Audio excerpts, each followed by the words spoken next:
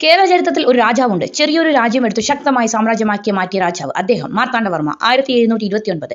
അദ്ദേഹം വേണാട് രാജാവായി അധികാരത്തിലെത്തി. പക്ഷേ രാജാവായത് അത്ര എളുപ്പമായിരുന്നില്ല. അകത്തും ശത്രുക്കൾ, പുറത്തും ശത്രുക്കൾ. രാജ്യത്തിനുള്ളിൽ ശക്തരായ പ്രഭുക്കന്മാർ അദ്ദേഹത്തെ എതിർത്തു. പക്ഷേ മാർത്താണ്ഡവർമ്മ പതുക്കെ തന്റെ അധികാരം ഉറപ്പിച്ചു.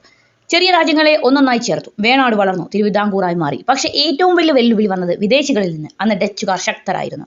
വ്യാപാരവും അധികാരവും അവരുടെ കയ്യിൽ. പക്ഷേ മാർത്താണ്ഡവർമ്മ വഴങ്ങിയില്ല.